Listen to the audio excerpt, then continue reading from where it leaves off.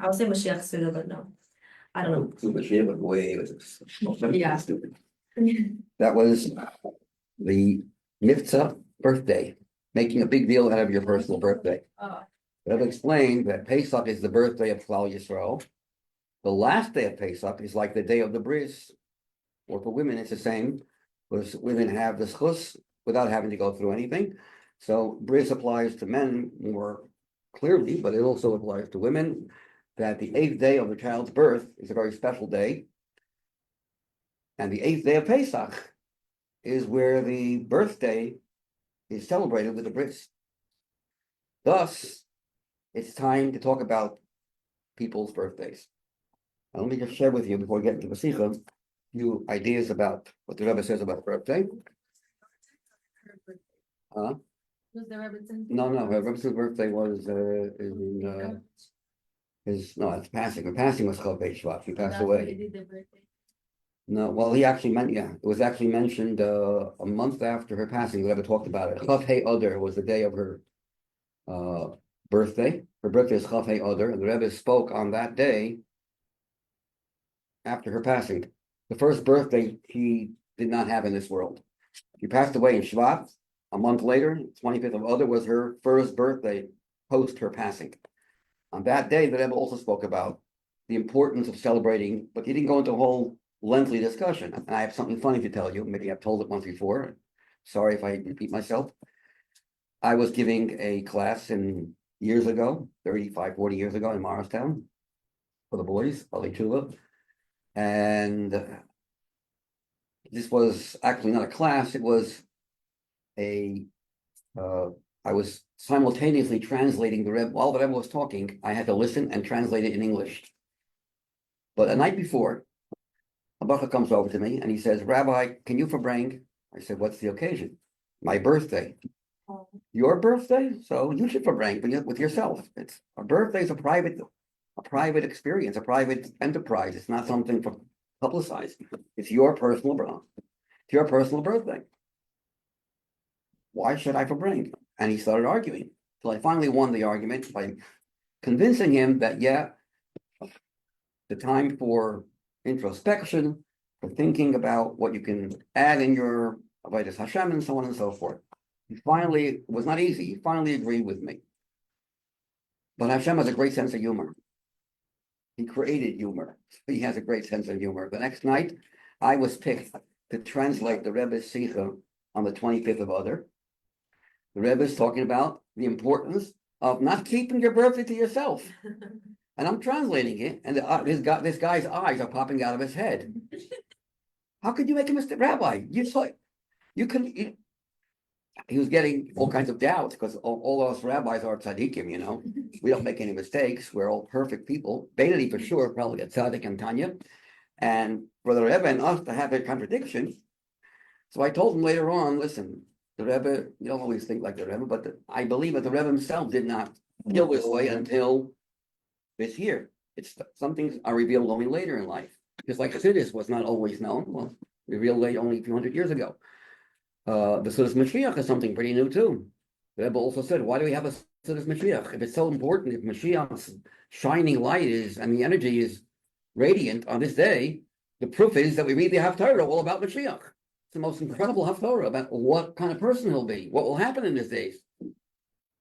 And yet, no one ever thought of making a Suda until the Baal Shem Tov. Why?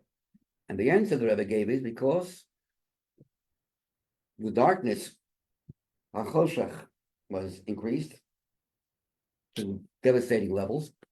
It's right after the Chmielnicki, the pogroms, and the Shabtai Tzvi era, where Jews thought this guy is Mashiach, and he was a false Messiah.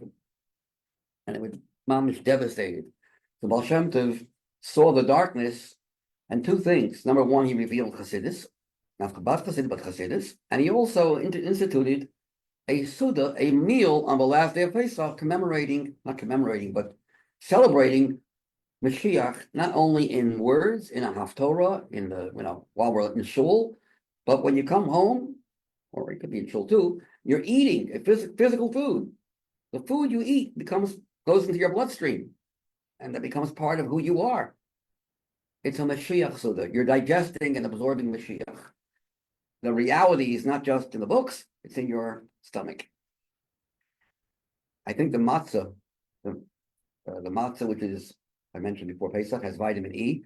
It vitalizes our emunah, which begins with an E, emunah vitalizing. So throughout Pesach, it vitalizes our emunah in Hashem.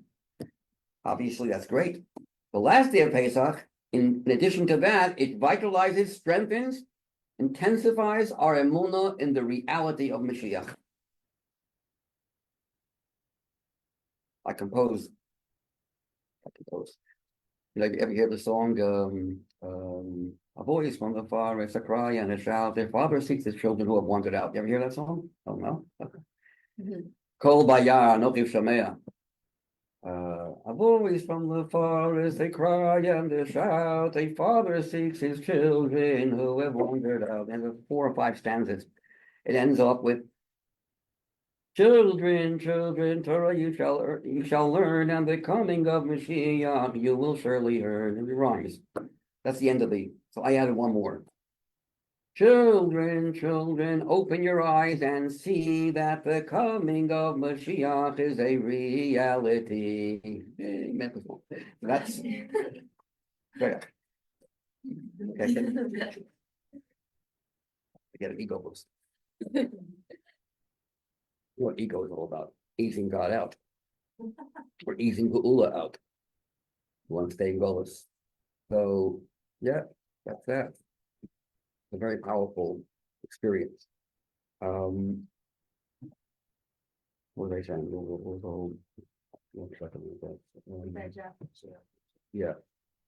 So what's the reason? Because the Choshech, since the darkness in the world became very intense, we have to add more light. Reason number 2, why Sudas Mashiach was only instituted a few hundred years ago and not before, because we are closer to Mashiach. We're now landing, the landing gears. First we were just going up, then you go, it's like, when you go into space, the moon looks like it's up there in the sky. When you hit the moon, the earth looks like it's in the sky. Everything is, so right now we're in the Mashiach, we're very close to the landing, we're on Mamash on landing, landing into the atmosphere of Moshiach. As you get close, and only the Rebbe knows that, Baal Shem Tov knows that, Baal Shem Tov can see and feel the era of Mashiach is beginning. We have to therefore prepare for Mashiach by having a Suda of Mashiach. The same thing is for Chassidus. Why was Chassidus revealed so late? Also both reasons. Number 1, to counteract, to combat the darkness. Number 2, to prepare for the wedding. For the ultimate Geula, you got to put on your Shabbos clothing before the wedding. Just like on Shabbos, on Friday rather, we taste the food of Shabbos, right? Physical food. Friday, what do? We taste a little fish, a little chicken, taste the food of Shabbos. That's Begashmiistic food. What about spiritual food? Mashiach comes, we're going to have a teaching that was never revealed before. Mashiach is going to reveal the secrets of Torah that even Moshe Rabbeinu didn't know. He'll be teaching Moshe and Aaron and Rabbi Akiva and the Rambam and Rashi and us. Nice class. How does he manage to do that?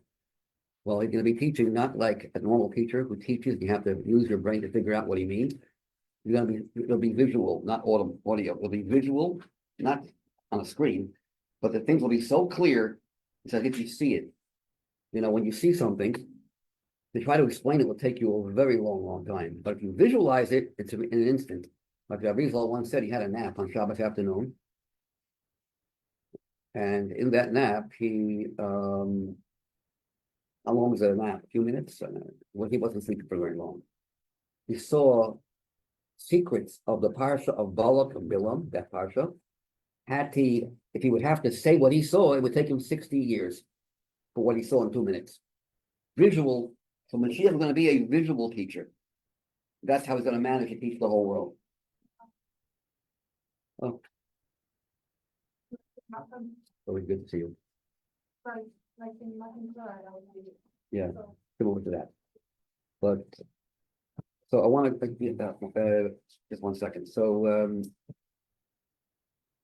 about a birthday, the Rebbe says concerning a birthday that every year the power that was the mazel, there's 7 mazoles. We don't count Uranus, Neptune, and Pluto. You know about the planets. in Halakha, in Gemara, we only have 5. I mean 7, but 2 of the 7 are the sun and the moon. Kama, Levana, Tzedek is Jupiter, Shabtai is Saturn, next to Shabbos, Venus, Mars, Mercury. Venus, Mars, Mercury. And I can tell you something interesting. I can share with you a Gemara. If every single day, these 7 so-called planets or stars, or whatever you want, and we include the sun and the moon as well. Every hour, how many hours are there in a day? 24. 7 into 24 is 3, with a remainder 3. 7 times 3 is 21. So every hour, the rotation, another one of those 7. Let's say the first hour is the sun, the second hour is, I'm not saying this is the order, but let's say sun will start the first hour of the day, the moon the second hour of the day. Let's say it's Mercury, Venus, Mars. Then it repeats. After the 7 days, or all the 7 had a chance to be dominant on that hour, the 7 hours go over again. We have the 7 planets again. So now it's 14 hours of a day. And another time, each mazel, each planet serves 3 times a day, and 3 planets serve 4 times a day. So the first one goes 1, 8, 15, 22. Or 2, 9, 16, 23, 3, 10, 17, 24. 3 of the 7 planets have a chance to be dominant 4 times a day. The hour you were born has a special effect. Whatever mazel is dominant on that hour, that gives you qualities, chayis. Plus your chayis, you have your mazel very strong on that hour. That but it also includes the entire day. It affects the entire day as well. So I want to share with you something interesting. Maybe you'll like to hear this. Gemara in Pesach Shabbos has 150 something blocks. So on page 156. Probably be sorry that I did this because it's going to take some time. But I can't hold myself back. So let's do it. Now we know that a Jew is able to overcome the effect of a mazel, but it does have the good things that the mazel contributes to our life, to our success, to our destiny. That everyone agrees is there. The question is, what about the not good things? Can we overcome it or not? And the conclusion is yes, a Jew is not limited to what the mazel gives you tendencies, but you can overcome those tendencies. You know, Shamat? Yeah. כנראה שאת לא שמעת. אני לא יודע למה אני אומר, כן, זה משהו נמצא בעולם אחר. Right? כן. לא, I was listening. Focus. Okay. Okay. I want to share with you something. Listen to this.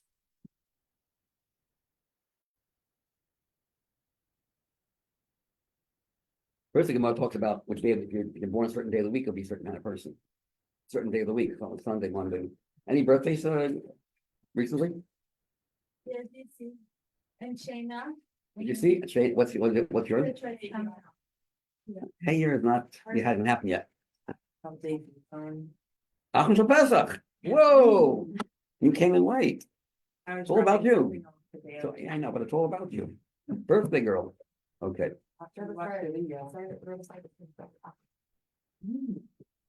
Okay. I want to first talk about what we get to the Sikha, not the mazel of the day, the mazel of the hour. Well, he was born to the hour that the sun is dominant, will be a person of lustrous appearance, shiny, radiant face, achama meir, betoket. He will eat of his own and drink of his own beverages. He will not have to borrow from anyone else. He'll have enough to eat and drink and be satisfied without having to need other people to help him. But his secrets will be revealed to all. He can't hold a secret, or she can't hold a secret. Everyone will know what your secrets are. Like the sun is visible to everyone during the day. So if you are affected by the sun hour, that's the hour you were born, that's what's going to be, you're going to be like. You'll have those tendencies. The good part you will have. The bad part you can overcome. In Ganav, if he attempts or she attempts to steal, you won't be successful. Because daylight. comma represents daylight. Haiman de Bekochov, he who was born during the hour of planet Venus, will be a wealthy man, but will have promiscuous tendencies. Not so good. What is the reason? Because the fire of passion burns in it. There's a lot of passion, which is the most powerful Yetzer Hara, and that is the tendency if a person is born in the hour of Venus. I'm not sure which hour that is, but this hour might be the second hour of the day. Haiman de Bekochov, whoever is born during the hour of Mercury, will be a radiant and wise man or woman, because the Mercury is the secretary of the constant companion. It's closest to the sun, very hot. Haiman de Belvona, he who was born during the hour of the moon, will be a man who suffers afflictions. He will build and raise and build. He'll build, and things won't work out in his life so well. He will have to eat food that is not his own and drink beverages that are not his own. But his secrets will remain concealed. If he attempts to steal, he will succeed. Haiman de Beshabtai, he who was born during the hour of Saturn, Shabbat, Shabtai, will be a man or a woman whose every plan comes to naught. Your plans won't work out. Some say every plan that is plotted against him will be to naught. Not he will have no success in his plans, but plans against him will not succeed. If you were born during the hour of Jupiter, which is called in Hebrew Tzedek, you will be a very righteous man or woman. Righteous. Meaning in mitzvahs. And charitable, very charitable person, like tzedakah. Haiman de Memadim, who was born during the hour of Mars, will be a man who spills blood. Rav Ashi says, whether he becomes a bloodletter or a thief or a shochet or a mole, also he spill blood. Like when? Like what is Madim and Tzedek? So Madim, we know when a Madim is. Madim, on Friday night, we're careful not to make Kiddush at a certain hour. That's the hour of Madim, when Madim is Shalit. Planet Mars is Shalit. That's why we are careful not to make Kiddush. You don't want to make Kiddush, start the Shabbos. It doesn't make a difference if it's wine or even challah. Some people think it's only if you drink red wine. But if it's white wine or if it's challah, it's okay. No, it's Kiddush. During that hour, it's not, I think it's that hour of the day is when that mazel is Shalit, is dominant. And therefore we refrain from making Kiddush in that hour.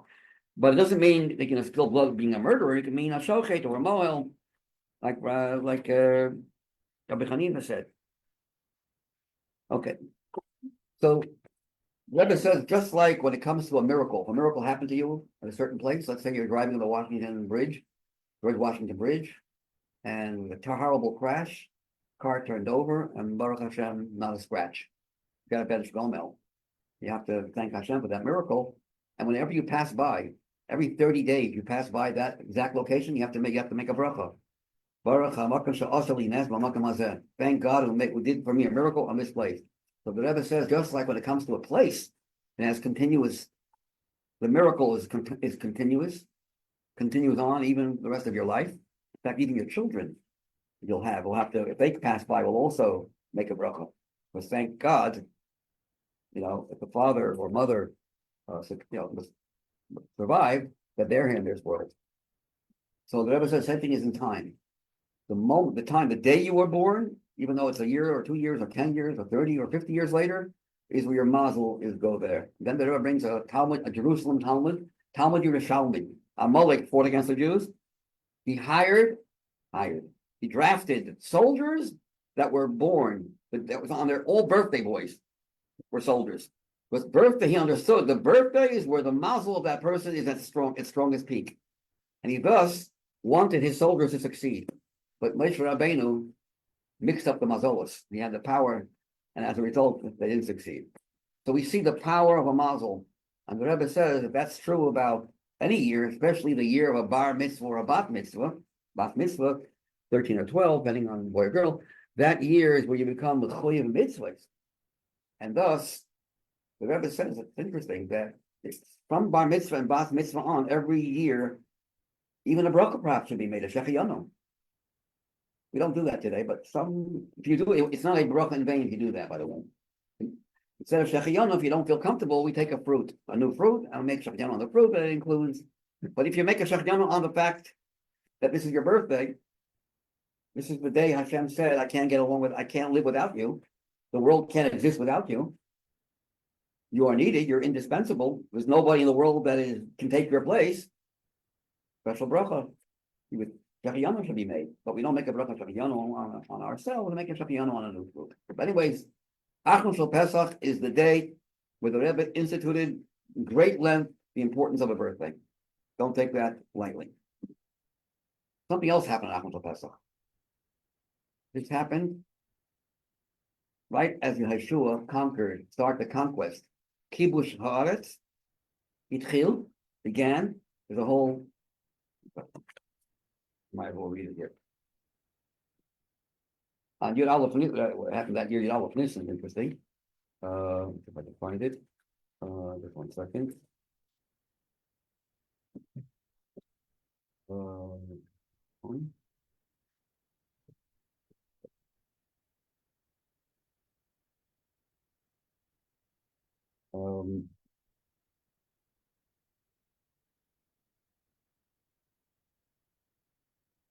Make a long story short. On the 22nd of Nissan, which is the 22nd of Nissan, your birthday, is also Achron Shel Pesach. Now, of course, that was not Pesach. In Eretz Yisrael, it's the day after Pesach. The 22nd of Nissan, they started conquering the city called Yericho. It took 7 days. On the 7th day, which is Chav Ches Nissan, the walls were shattered, broken. They entered Eretz Yisrael, and once you take over Yericho, it's over. Eretz Yisrael is yours. That's called the Manul, this key to the complete conquest. And it's called Yericho. The Rebbe connects Yericho to Moshiach, because we know that Moshiach has a quality called the sense of smell. It's Baharicho, he'll be able to just smell and see whether a person has Yirah Shamayim or not. You won't have to, do any kind of an investigation or questioning. You will be able to sense, you will have a special sense of smell. Baharicho. Huh? When Moshiach comes, yeah, Moshiach will come, you'll notice that this person is unusual, able to detect what's going on in the world with a sense of smell, doesn't have to hear or see anything. V'haricho zokmo reach. V'haricho, and Yericho also sounds like reach. That's the final journey, when the Jews journeyed from Mitzrayim to Eretz Yisrael. What was the 42nd journey? Yericho. The final journey is Yericho, which indicates Mashiach. The final step of going on of goals is when we meet Mashiach. That's all about Mashiach. There's one more thing I want to mention. Probably mention. We'll go over this. There's another meal that we actually have every week that's called Suda Mashiach. Lava Malka. Called the Suda of David Malka Mashiach. So the Rebbe has a whole sikha. What's the difference between the weekly meal that we have every Moshe Shabbos called the Suda of David Malka Mashiach versus Achron Shel Pesach where we have Mashiach Suda? What's the difference? And we see there's a big difference. One is every week. One is called the Suda of David. Lo Suda Mashiach. Suda David Malka Mashiach. We mentioned David HaMelech. When we talk about the Suda of Mashiach on Achron Shel Pesach, we don't mention David. It's Suda Mashiach. And it's only once a year. Thirdly, the Suda of every week, every Moshe Shabbos is a hemshich, a continuum of the 3 meals we have on Shabbos. In fact, it says, why do we have 4 meals? Friday night, Shabbos morning, Shabbos, after you daven Shabbos, then the afternoon, Shalosh Sudas, and then the after Shabbos is over, the Malav Malka. It corresponds to the 4 legs of the heavenly chariot. Avraham, Yitzchak, Yaakov, David. Avram is Friday night, Yitzchak is Shabbos day, Yaakov is the end of the day, before the end of Shabbos, and then David HaMelech represents the Suda of Malav Malka. So we see that the Malav Malka is a continuation. After you have 3 meals, now you can have a Malav Malka. It's called the escorting of the queen. Shabbos is called the queen. So you have to build up. By making the 3 Sudas, you can now have an escort of the queen. You can now have share the and celebrate the Malav Malka. But without the 3 meals, you can't have a Malav Malka. It's a continuum, the build-up. we mean in Shabbos? Huh? We mean in Shabbos? Yeah. I know Chabad is. Yeah, it's too. Yeah, but the 3rd meal is more spiritual meal.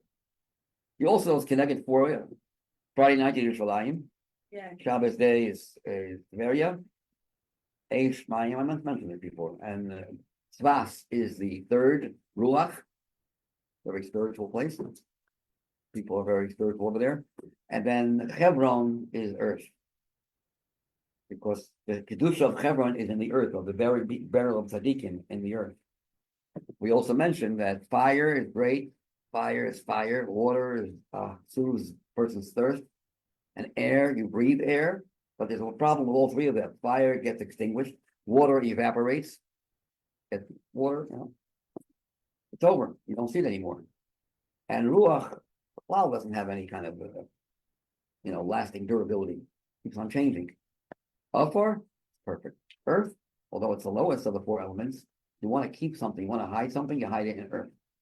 You want to maintain the Shabbos experience, make them love Malka. You want Shabbos to affect you throughout the whole week, make them love Malka. But Pesach, Achashel Pesach, has nothing to do with the meals before. It's not a hemship. It has nothing to do with the meal, the first night or the night of the Achashel Pesach or the day meal. It's a new. It has nothing to do with it. It's in a vacuum, not a continuation. And fourthly, not a halakha. There's no halakha. You have to have a sort of Mashiach. It's a minhag. Love of Malka is a halakha, by the way. Mention halakha. One should have a love of Malka every night of Shabbos. What? Huh? Even with the half canvas. It'll make your week much better instead of going out to, What about Suda Shlishit? Suda Shlishit. That you can be perot, gam perot am Africa. Why Chabad don't do Suda Shlishit? For that, I need a whole class for that. So the Rebbe says, I'll be kids or nimrods, I'm not going to. There's two Sudas. There's a Suda of David, Malka Mashiach, and Mashiach. Understand that the Rebbe says, guess what? The Gemara in Sanhedrin refers to that there's going to be two Mashiachs. I'm not talking Mashiach ben Yosef, Mashiach ben David. There's going to be a viceroy, an assistant of Mashiach, and Mashiach. Really? David HaMelech is called Mashiach's assistant, his second in command, his viceroy. But you know what? The Gemara doesn't use the word Melech. The Gemara uses the word Caesar, Caesar. Caesar, a complete Caesar, and a half Caesar. Mashiach is called Caesar, which is a Roman word. Caesar, you know where the word Caesar came from? The first Caesar was born through cesarean. He was born, so he was cut open on the side. It's called Yotzei Dofan. He came out of the side, not a conventional entrance, and therefore they called, since he was born, it was unusual in those days to have such a situation, he was called a cesarean. And they referred to Caesar means to cut, Kerisa. So Caesar really means to cut, to sever. In other words, they had to cut open the side of the mother's womb to get him out. So from then on, all the Roman leaders were called Caesar. It's like Parai, all the Parai, and the Achashverosh, they have that carry that name. Okay. So why in the world you would want to call Mashiach by a name which has to do with the Romans? And it's a Yotzei Dofen. First of all, it's a goy. And it's not just any goy, it's the goyim who destroyed our Beis HaMikdash. Mashiach is a melech, not a Caesar. And also, Caesar chose on something negative. A child who's born cesarean does not have his bris on Shabbos, even though it's an 8th day. No pidyon haben. And he doesn't acquire, even though a firstborn child gets a double portion, he loses that. Has to be Peter Rechem, has to be born. So a child who is born Yosef loses three things. He cannot have a bris on Shabbos. They seem to have a bris on Shabbos. He cannot have a pidyon haben on the 30th day. Does not have pidyon haben, and also does not inherit his father's double portion. So it's a negative. Why in the world would Mashiach be called a Caesar and David HaMelech a half Caesar? Say Melech or Mishnah Melech. Daber Ivrit. What are you speaking Roman language? I'm not going to get into the whole read because it'll take you very long. It's a beautiful, very lengthy sikha. It's in this Sefer HaSikha Tavshin Memches and long sikha. And the Rebbe says this. I'll just give you a drop of what the Rebbe says there. He says that Mashiach will have two functions. One of them is novel, but only a half novel, and one is completely earth-shattering novelty. The half novelty is that he'll be teaching Torah to everyone and secrets. That's pretty novel. But you know what? There was a generation where every single Jew, every man, woman, and child knew the entire Torah. It actually happened once before, in the times of Shlomo Melech and the times of Chizkiah. So that's not completely new. Okay, he'll be teaching deeper secrets. Yeah, that's true. But already it's not earth-shattering. The earth-shattering news is Mashiach will affect the entire world, including even the goyim that are not so favorable to the Jewish people. And he will bring these people not only to fear or even respect the Jewish people, but to become our chassidim, and to become chassidim of, I mean, they just flock, they'll be one-track minded, the flock get more godly knowledge. They will flock to hear what Mashiach has to say. That's what it says. V'noharu elov kol hagoyim. V'noharu, they will like flock to him, run to him. That will be their, you won't have to be forced into it or told or convinced, persuaded. Without persuasion, naturally, they will just cleave on something godly and holy. That never happened before. Nothing even close to that. Even in Shlomo Melech's time, yeah, it was peace. No one even wanted to wage war against King Solomon, Shlomo Melech. But to say they were on a high madrega, no. They were just regular goyim. The goyim of the future are going to be, no, they're going to be godly people. They're going to be spiritual people. That never happened before. So that quality, the Rebbe says, not, when we say David HaMelech is the Mashiach's viceroy, it's not David HaMelech himself. It's the David HaMelech within Mashiach. There's two levels of Mashiach. His Torah teaching is the half novelty. That's the David HaMelech within him. The Mashiach within Mashiach, his own yichus, his own lineage, his own greatness, is the power to change the world. But guess what? That won't be forever. Once the world is refined, we can retire from that job and continue the other job, which is teaching. Teaching Torah will always be going on forever. That's why it says when the Torah talks about, the pasuk refers to Mashiach's role as a teacher, it says le'olam, forever. And it's his role as a melech over the non-Jews, it doesn't say le'olam, because that will expire. Once the world is refined, it's over. Job successful. So why is it we call Mashiach a Kesar? Because the non-Jews will feel like he's their leader. He'll be a Kesar, means he will be so welcomed and so wanted by the non-Jewish world, they'll refer to him as a Caesar. But how does Mashiach have that power? Because Mashiach will have the power referred to as Yotzei Dofan, non-conventional power. He'll have non-conventional power, and therefore he'll be able to reach out to the world, to the darkest corners of the world, and bring them in. Because he belongs to an era, to an energy that's not normal. Yotzei Dofan, going to the side. And the Rebbe explains that there could be a milah in not having a bris on Shabbos. You don't even need to. He's on such a high madrega, we don't need the Shabbos Dusha. We don't need to get double portion. We don't need the pidyon haben. We're above that, not below that.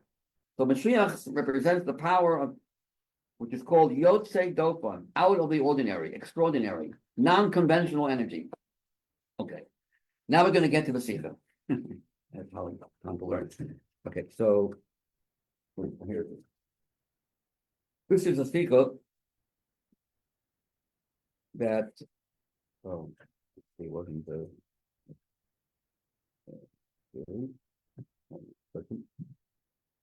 Why do we change our minhag and we dip the matzah? What I want to know. Okay, so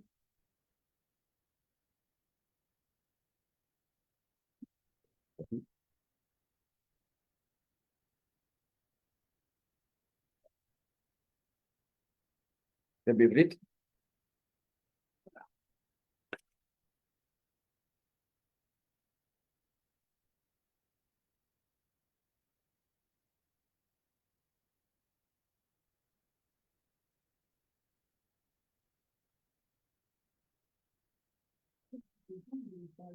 What? Yes, a new Sikha. We're not starting from the beginning, we're starting from the middle of the Sikha.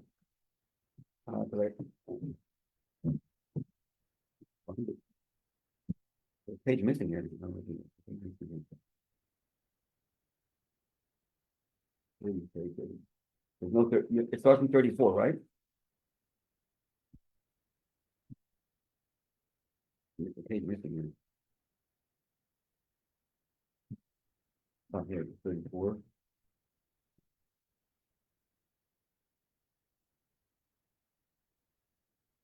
38. Here's another. If you want. That's, yeah, it's not that one. You don't have much time to spend so much time on other things, that's, Your brother also. what? I've worked for your brother also.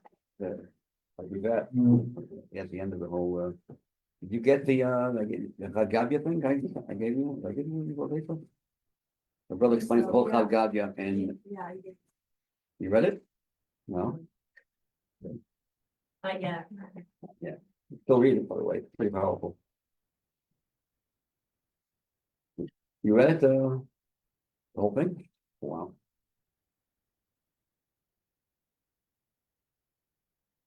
Okay, so here's, just take it, find this, and here's you.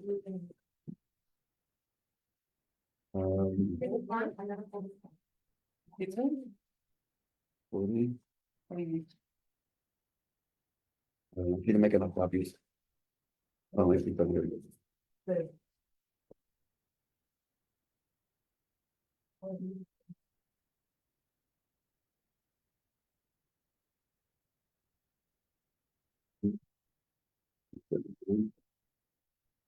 Hey, Rabbi. Who's there? Hello, Rabbi. Oh, how are you? אני בשיעור במכון ליהדות. Where are Sorry. you now? Where are you? In Israel. In Israel, the Holy Land. Yes. Oh my gosh, רותם. היי. היי. מה קורה? About Tov, by the way. מה קורה? ברוך השם, איך היה פסח? ביי, ברוך השם, איזה כיף עשיתם לפתוח עם זום שירה? ולהיות... לא, לא עם שירה. אוקיי. וואו, Took me a while to recognize you. וואו, נכון.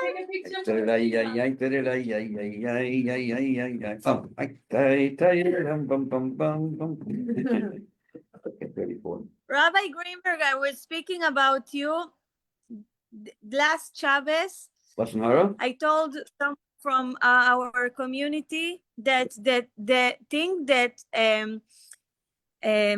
drive me the most into mamash Hasidut Chabad, it was stories that I heard from you that you told me personally about the Rebbe, like you and the Rebbe. ממש כאילו הכי קרוב לרבי. Oh yeah, thank you. זה הכי חזק. תודה רבה. סיפורי חסידים.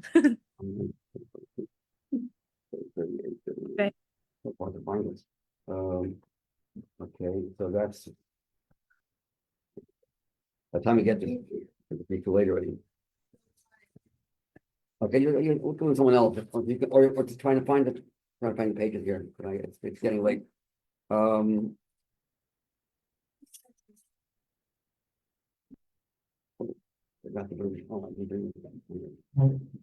Anyways, the Rebbe asks the question, what's the reason for the change in the minhag? He tries to give answers which the Rebbe himself refutes. Perhaps the answer is to increase. But the Alter Rebbe is the first one who said, on the last day of Pesach, you could be makel, you could be lenient. He doesn't say to do it. He just says, if you want to do it, you can do it, and you're not going to lose anything out. In fact, you'll gain, at least you'll have simchas yontif, more simcha, by being able to not have to be so careful. It'll increase, enhance your simchas yontif. So fine. It won't bother you. You won't lose anything out by being lenient. He doesn't say go for it. So why is it that we go for it? What is the reason for this minhag of late to not just allow ourselves to do so, but we go out of our way? So that's the question that the Sikha is dealing with.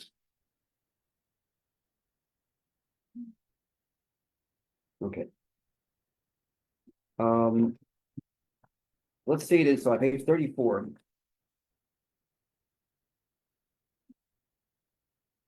The Rebbe says, perhaps this is the way. How about saying like this?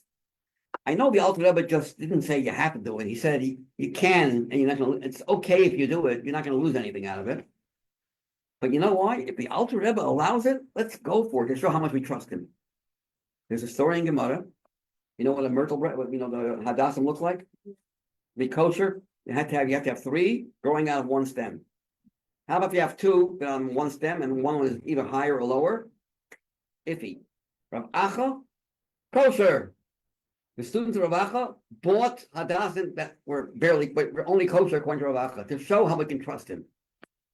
Even the nafek mipumei, it came out of Rav Acha's mouth. We feel 100% safe and sound to show how you can trust Rav Acha. Perhaps the same thing with the Alter Rebbe. The Alter Rebbe gave a right to have a suda to dip your matzah into water. You're allowed to do it. Let's go for it. But the Rebbe says that would only answer as to why we would do it once. Why do we do it in every single Michael? We dip and dip and dip. Do it once. You don't have to do it. We dip it into wine, into the soup, into the meat, everything you find, like everything you can find. We got this. Any more food? Dip, dip, dip, dip, dip, dip. What? If it's just to show we can trust the Alter Rebbe, do it once. Well, the Rebbe starts. Let's see the Sikha. Let's go to page 35, where it says Dalet. Pesach and Shavuos are 2 opposites. You know why? On Pesach, having chametz anywhere in your home, forget about eating it. You have a drop of chametz that you don't even know about, but it's in your home somewhere. It's hidden somewhere. It's not part. You didn't sell it. You didn't find it in the Bedika. Every second you have that, you're violating just by having it. Wow. You what? You violate it. It's avaryan, aveira. It's a mamash unheard of. Only Avodah Zarah. There's no other prohibition, food prohibition, that you not want to have in your house. I mean, yes, you have a cheeseburger at home, it's masa b'cholo. You can't benefit from it, can't even sell it or give it to a dog or give it to a goy. But you're not violating anything officially if you have it in your home. I wouldn't suggest you should do so. But there's no official violation. Let not you see your meat, your cheeseburger. It doesn't say that. There's no meat and milk, and there's no single food that's prohibited that has that chumrah. Only one avera, having idols, that tzelim, having a cross, that's forbidden to have. Even if you don't worship it, you don't even think about it. But so it's chametz and Pesach is mamash like avodah zarah. It's woo. What happened on Shavuos?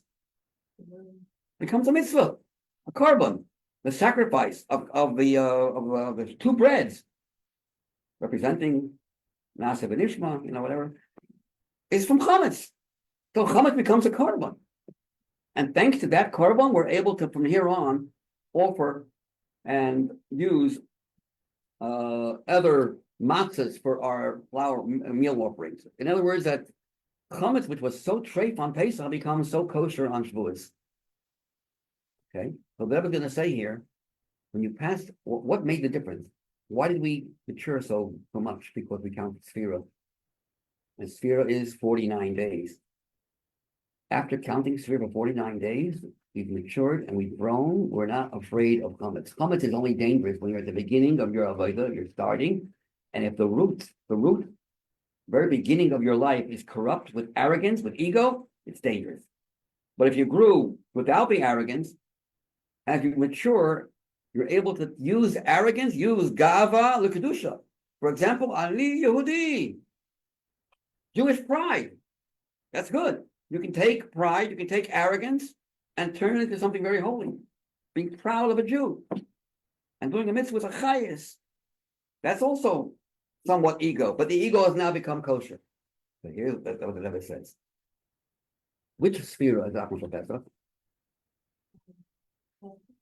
Malchus Shebechesed, which means we've completed 1 week. We've succeeded in going through the first week of Sphira totally.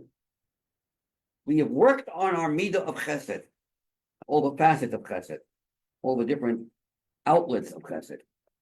Chesed is a very, very general midah. And it says that chesed is a midah that is felt in all the other midahs. Even Gevurah is also chesed. Because chesed means relationship, caring. When are you Gevurah to someone? If you care about the person. So every midah really is born out of chesed. So when chesed is complete, you're on your journey to Shavuos. So when we have such worries, maybe what's the reason? Why can't we dip the water and dip the matzah in water? What's the reason? Maybe some flour it wasn't baked well. What chances are that? And then it's gonna get put into water. It's gonna rise. It's 1 out of a million chances. But we're still afraid of that. That fear we no longer have when we've grown with a full week of Sfiras Omer. We're not scared of falling into the trap of comments. We can handle that. We're not worried about it. In fact, we can take that worry and transform that into a simcha of the Sudas Yontif. Make that a happy part. That the challenge, the worry, when we feel insecure in our lives, insecurities, you grow, you can take that insecurity and grow with that. Overcome and become even stronger than if you would not have the insecurity. So turn all the worries into something holy, to something joyous, and make that part of your simcha. And why do we want to do it more than once in every food? To show that it has permeated every part of our life, including every part of our meal. Every move we make, we feel that elevation of worry, insecurity. Maybe it'll become chametz. We turn that into something positive. We can't eat chametz, that's shvuas, but we can at least not worry about the remote fear that it might become chametz. Then the Rebbe give another answer. That only explains the connection between dipping our matzah in water to the sphere of Achim Shel Pesach. What about the theme of Achim Shel Pesach? Besides Achim Shel Pesach, besides being Malchus of the Chesed, is a holiday, and it's a holiday about Moshiach. How do you connect the idea of dipping our matzah into water, into soup, to Moshiach? And the answer is because when Moshiach will come, as ruach hatuma, the ruach of impurity will be removed from the face of the earth. To indicate that we are tasting a foretaste of Mashiach on Achim Shel Pesach, we don't worry about what's going to happen. It might become chametz. Now, of course, chametz you're not allowed to eat. Even when Mashiach comes, we're not going to be able to eat chametz. Someone might ask, wait, if there's no ruach hatuma, then maybe the laws of chametz will no longer. No, of course not. It does say that the prohibition, all the prohibitions that are here now, are going to have a different meaning. For Mashiach, now it means stay away from the danger of falling into a trap of negativity. All the 365 negative commandments. When Mashiach will come, it'll be much deeper. We will reach a level where we'll be able to combat not just evil, but the remote potential for evil. That's something we can't do today. Today, we're not going to try to get into the subtleties of evil because you're going to get caught up and you're going to get messed up with it. So today, but it does say that when Mashiach will come, we'll pass him like by Shammai. Shammai has more chumras. So why do we have more? If there's no ruach hatuma, if the ruach hatuma is not prevalent when Mashiach comes, why do we have more restrictions? The answer is restrictions are not restrictions like today. They're going to be tackling the last remnant and vestige of even the potential of evil. Ra b'koach, not Ra b'poel. It's a whole different kind of, fight. It's a fight against the core of evil, but the beginning. It's much deeper, much harder to accomplish. That's why we can't do it today. Today we don't have the power to face that kind of darkness. Too deep and too subtle and too fine. We can't handle it. We can't find it even. But when Mashiach will come, we will follow Shammai. Shammai has the power of finding everything. Nothing gets hides from that view. So chametz will still will not be eating chametz, of course, when Mashiach comes. But the worry, if I dip my matzah into water, maybe this, maybe that, no problem. So in order to show how we feel Mashiach's ruach in every food that we're eating, we dip the matzah in every part of the meal. These are the two things that Rebbe says. This is I give the sikha in a capsule, but we have a few minutes. Let's see what sikha inside. Page 35, where it says Dawid bePesach Osor b'Shvuas Chova. Yesh Lomar sheNekudat haHesber lekach, the focal point of the explanation as to why we dip our matzah on Achim Shel Pesach.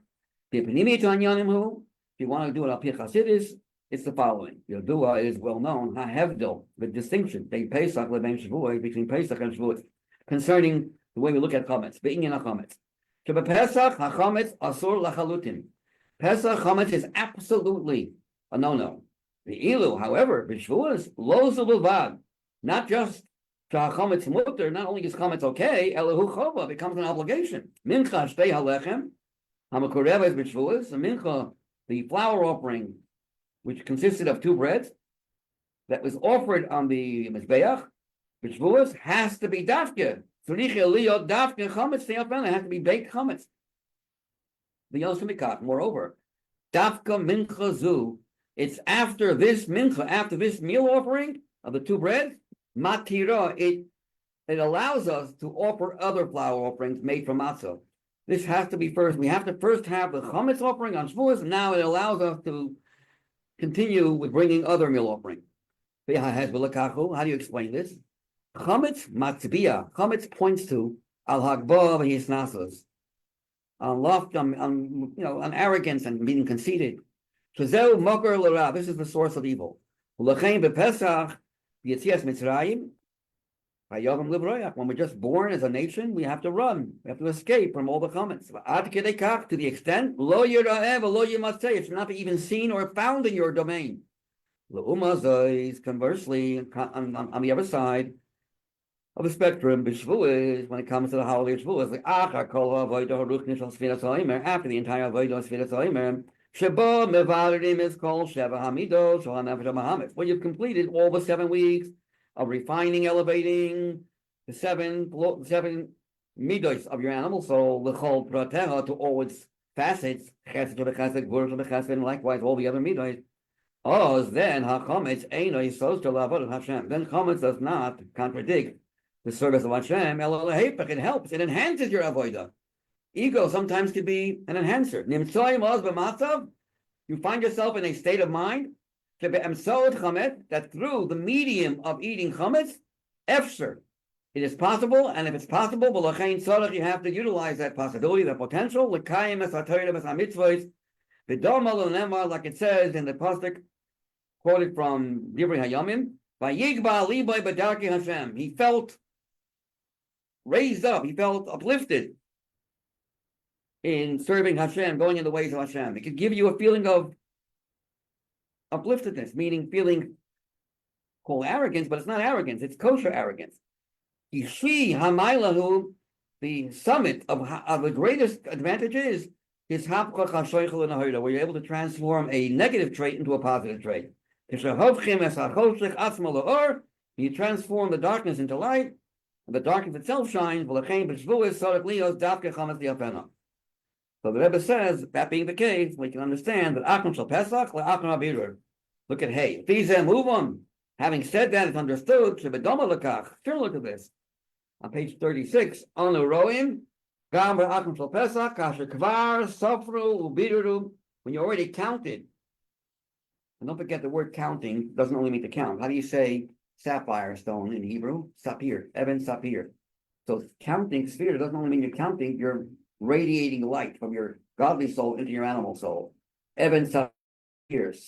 Sphere means to count, but it also means to radiate. And with Sfar Lechem, you're radiating your own personal light by changing your character flaws into virtues. You already counted and refined on the last day of Pesach. Eskol Sheva Hasfidas, all the 7 midos and all their details. Hamidos, Hachel, beginning Mihasfira, Hamida, Harishona, V'Hanalit. The first and foremost and greatest of the 7 is just Chesed. Chesed is the Azil im Kuli Yomi. It's an Aramaic 3-4 words that goes. The Azil means it goes in with Kuli Yom, all the other days. Each midah is called a day. Throughout the 6 days of creation, another midah of Hashem was revealed. So Chesed is a yom, a day, or a midah that goes along with all the other midahs. So after going through, after you count a sphira in shul at night or at home before you start you have now at the end of the following day you have a sudas halaylo, sudas hayom, ukvar biru, kol sheva hamidos. You finish completing all the different facets, all the different midos as they are included in Chesed. You went through Chesed b'Chesed, Gvur b'Chesed, Tiferes b'Chesed. Hare lamrot. Hare lamrot is a Hebrew word. In spite of the fact, Adayin lo higiyu l'darga shel Shavuot, you haven't reached the madrega of Shavuot. She'oz she'es hachametz atzma yihodchen l'kedusha. You can't turn chametz into kedusha. Not that. advanced yet. Since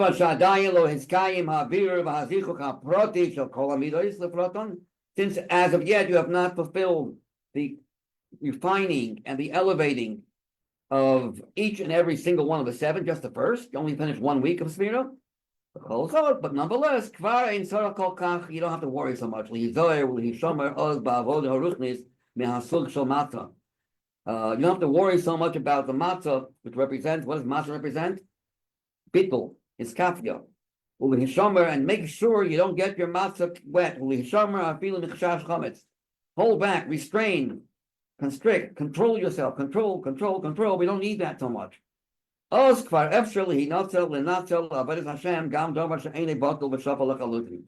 we can even take something that is not so clearly buckled, like matzah, and we can work on it. We can take care of it and not worry about it. That will hurt us. And if you could, go for it.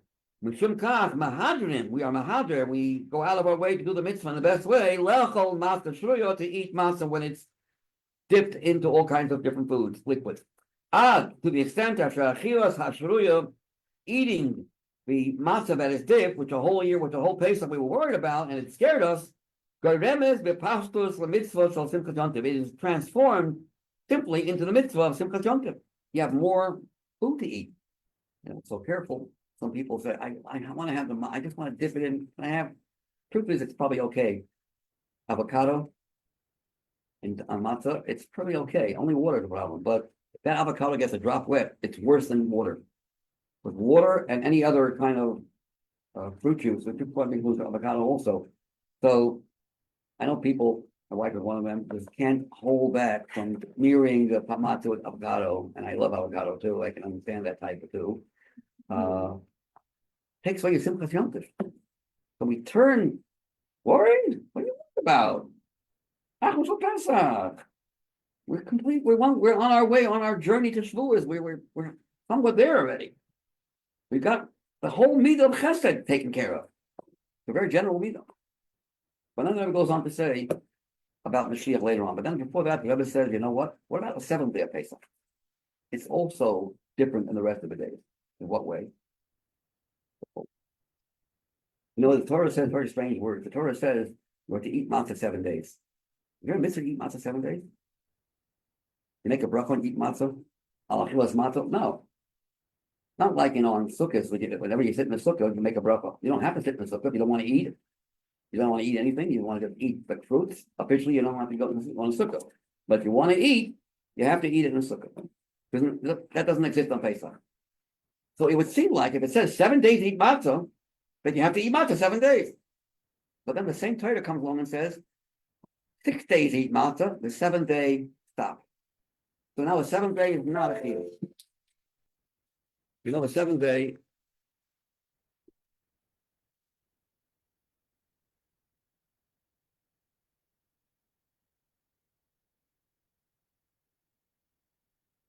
The 7th day is out. Once the 7th day is out, all the other 6 days are also out. Because originally the 7th day was in.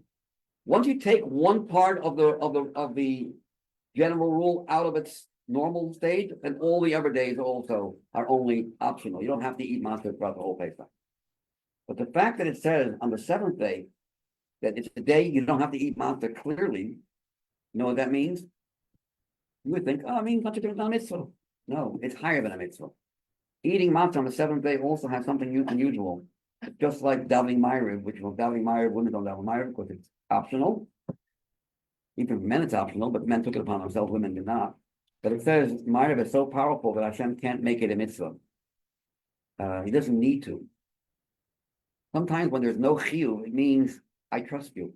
I don't need to tell you. I don't need to tell you to do something. You'll do it on your own. There's no need for a command. You'll do it on your own. So the Rebbe said the 7th day of Pesach is also related to Moshiach, where Hashem says, I have to force you and tell you, eat matzah, have bittul, have iskafia. Already you've internalized that. You've internalized this feeling of knowing that you have to have this bittul without having to be told. So already we're advancing to a level, even on Shvi Shel Pesach, but it doesn't compare to Achron Shel Pesach. And we don't have time to go any further. guess at the end of the class today, and thanks for coming. I didn't expect more than 2 people today. After Pesach, like in spring fever already, and the summer's already almost here. Yeah. I always expect the worst, hope for the best. I'll be 2 or 3, 4. I'll be happy with 4. What if Hashem? And 9 actually, it's enough of what if not 7. We're getting 7 holy Hashemas. Wow. Thank you for coming. Thank you for listening. How was your Pesach? Where were you? You here? You were here? It was amazing. Okay. This is the first time I made Pesach at home in COVID. I was here. COVID, I wasn't here. I was in a different world. Seriously, I was not well. So this is the first Pesach I've ever made since living in Crown Heights. It wasn't easy because I got to buy new stuff, and kalim and that. And I used to always go to my brother, spoiled for 25 years, enjoying his seder, his divrei Torah. But he talks every day, and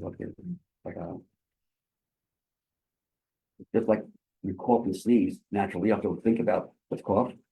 Torah comes out of his mouth like it's you can be half asleep as you talk. Man, Lord, how much brilliant with ease, such ease, and so clear. The way you explain things is so very, very clear, the clarity. So it's enjoyable. And we were spoiled. So this first year was very hard, very difficult. But I felt we sweated. They had Pesach. It's too easy, something's wrong. So that was my personal story. Anyways, have a wonderful day. Birthday? Rabbi, Yes. Who's that? do you want me to remind What? you about the story? Do you want me to remind you about the story? Okay. But I'm gonna get kicked out of the class. Sorry. So you told us that you were writing to the Rebbe a long, short story, and he told you that you need to write more. Or it was opposite, or you wrote. I don't too much. remember. Yeah. Okay, There I know is the something. story. I have to leave the room, otherwise I'll be thrown out. Okay. Good to see you. Very good to see you. Okay. Thank you. I'm coming in 1 month.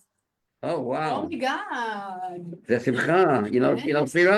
Scared. Bezrat Hashem. You come for Yeah, a I know. Shabbos. You come for a Shabbos to our house? בעזרת השם, כן. רוצה השם ללכת already לרב? helped. Hashem has already helped. אוקיי.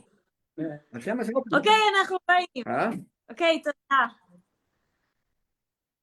תודה רבה. What? Can you tell us the story of some point? Yeah. Elsewhere.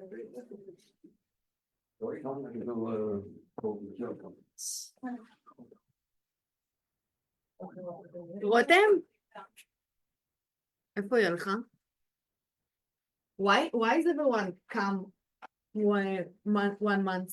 Is Shavuot? Shavuot. 1 month? Oh, very fast.